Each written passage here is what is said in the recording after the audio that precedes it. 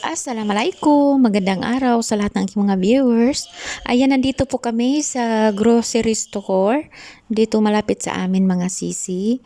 Kasi namili kami ng aming mga lulutuin mamaya para sa iftar. Kahit ang mga tao ay pagod sa araw na ito ay hindi talaga natin pwedeng hindi bibilhin yung mga pangangailangan. Malapit lang po kasi kami dito sa supermarket. Kaya sabi ko sa mister ko, bumili na lang tayo doon. Kasi may mga sangkap na wala. Dito rin po, marami din pong mga ganito. May mga cake, tapos may isdaan sila. Mayroong mga karne. Yung karne nila, mayroon lang baka, mga muton, yung kambing. Tapos, mayroon sila mga manok na mines, mayroong mga manok na native. Minsan nga mga sister, may nagbibinta dyan ng karne ng rabbit, karne ng mga ibon. Kaya kailangan mo talagang basa-basahin kung ano yung nakalatag. Kasi ang ibon nila dito ay para ding manok kalaki. Kaya basa-basa din. Tapos mga sisi, dito marami kang mabibili ng mga yogurt. Sila po kasi kapag nagluluto mga sisi ay mayroon po talagang mayroon po talagang klase ng pagkain na nilalagyan po talaga nila ng yogurt. Hindi naman masyadong mahal ang yogurt dito sa Pakistan mga sisi, dili kagaya sa Pilipinas ba na yung maliit lang na sweet yogurt isang mahal na. Tapos dito kasi sa market na ito ay hindi masyadong mahal dito din mga sisi. Kaya kapag hindi po open yung wet market doon, ay dito po talaga kami pumupunta ni mister para mamili ng mga karne. Kasi malinis kasi dito mga sisi sa market. Marami po silang mga tauhan na kumakatay sa mga karne.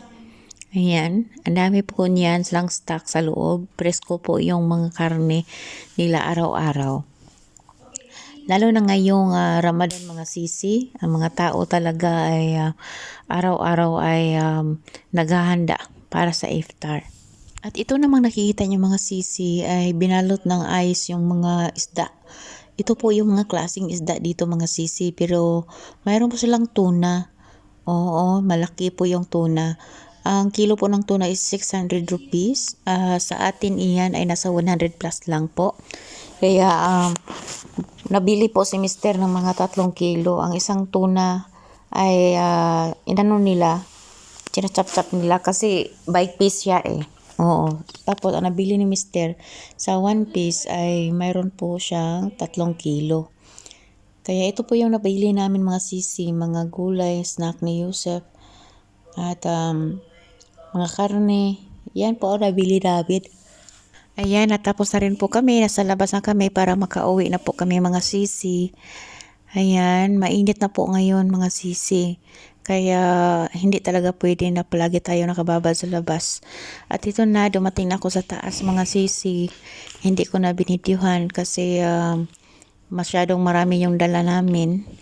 Ito mga sisi, yung dala namin mga sisi. Ang nagasto lahat ni mister kasama yung sa baba is nasa 4,000 plus piso. Oo. Pero ang dami nang nabili. So, ito mga sisi, inano ko muna yung bigas. Every week po, nakakonsume po kami ng Yusuf ng 5 kilong bigas. Bigas po na ito mga sisi ay iba siya sa ibang mga basmati rice.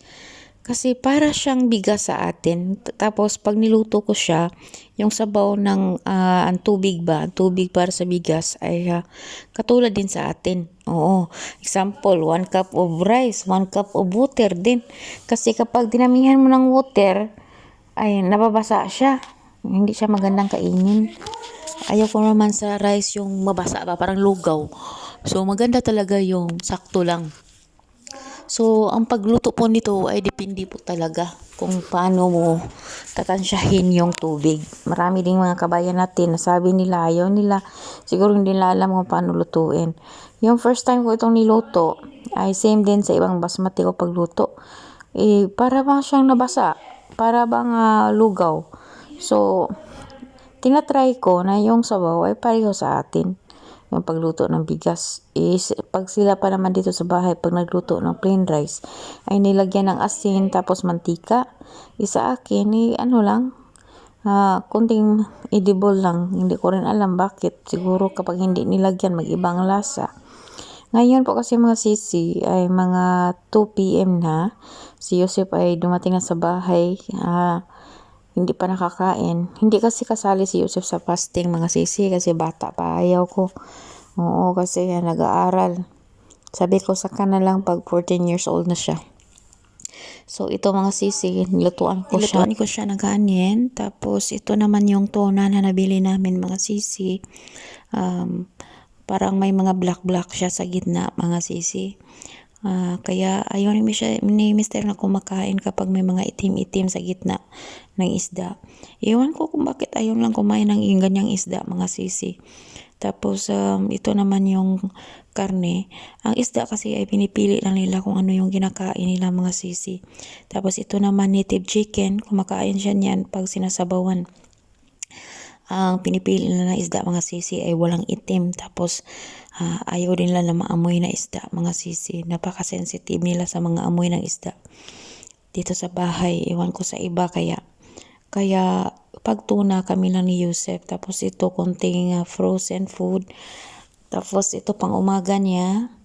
At yung ano talaga ito pang snack niya. Alam niyo ba mga sisi na marami na talagang mga yung mga scammer ba sa online, hindi mo talaga yan mga sisi, ma-sure na totoo yan. Kahit nga ako, yung mga messenger ko, mayroon akong bagong account na ginagawa ko sa tahi. Mayroong tumatawag talaga. Mostly talaga mga kalahi niya. Pag ganyan mga sisi, mga bastos yan. Pag online kasi, ang maano mo talaga na ang lalaki ay matino, ay hindi po yan tatawag diretso sa'yo kahit hindi kayo nagkakilala. Yung bang mag-video call agad. Ganon. Tapos ang bastos-bastos pa. Diyos ko Lord. Kaya yung isang account ko is private talaga mga sisi. Ayaw kong maraming mga ibang lahi na friend request. Ganon.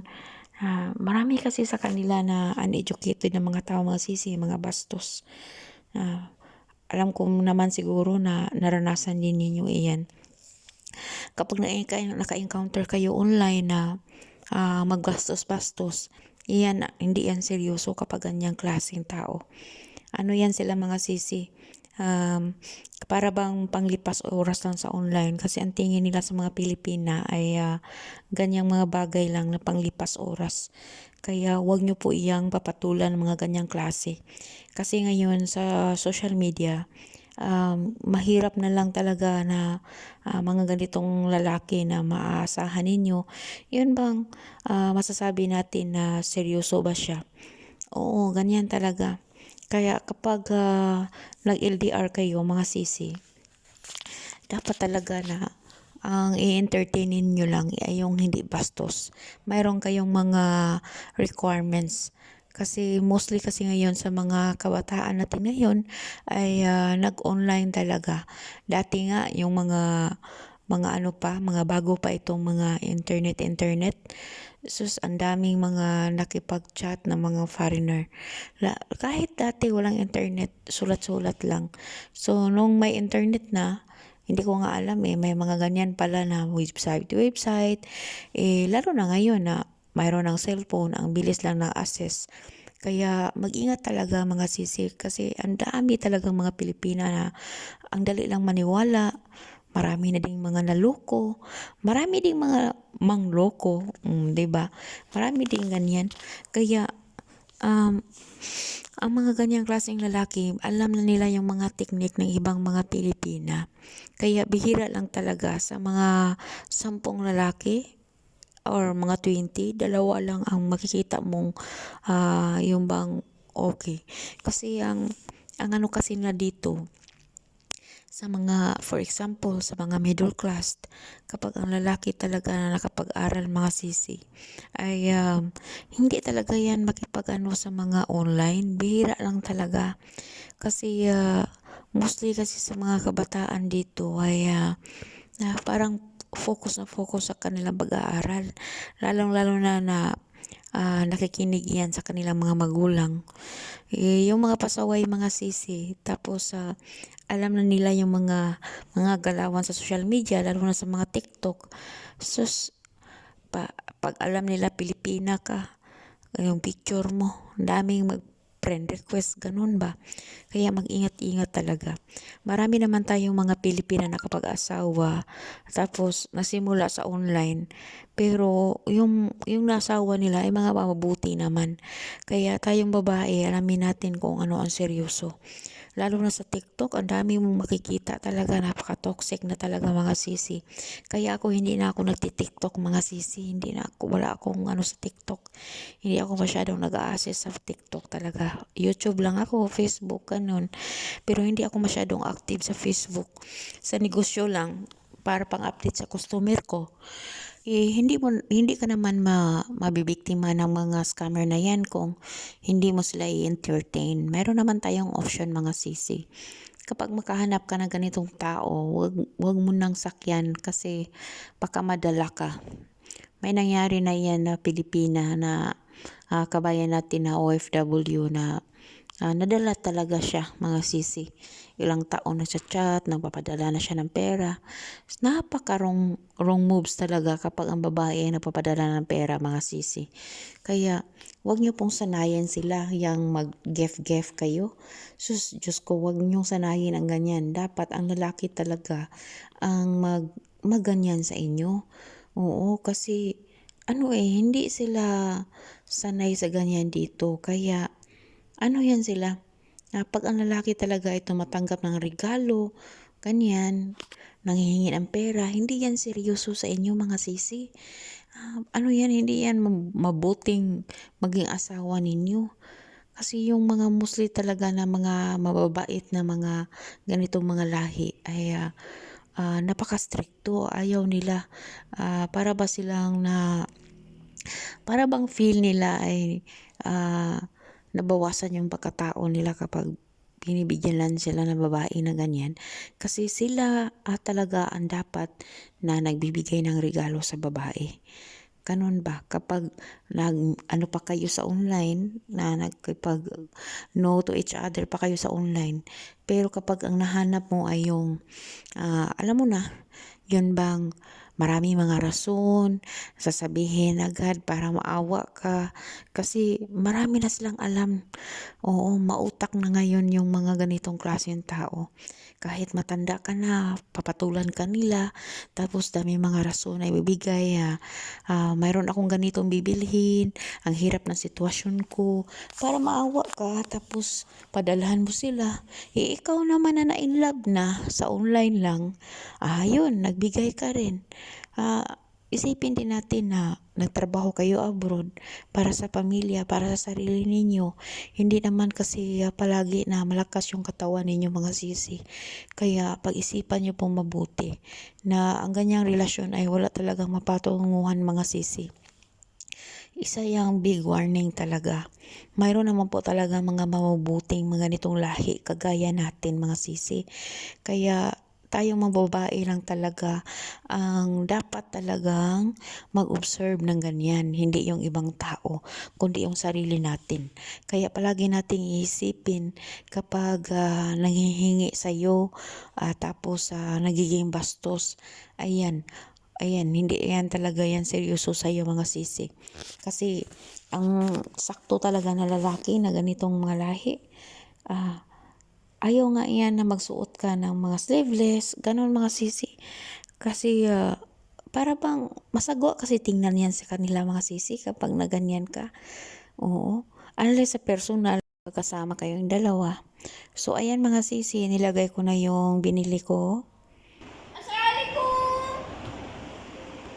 So, ito pala yung binili namin mga tela kahapon mga sisi. Tapos ito ay bigay ng teacher niya para tahiin ko. Oo, mga 7 na dresses. Tapos, natapos ko na lahat at bumili pala ako ng kurtina, mga sisi. Oo, pinutulan ko lang. Hindi ako ang nagtahi niyan, mga sisi.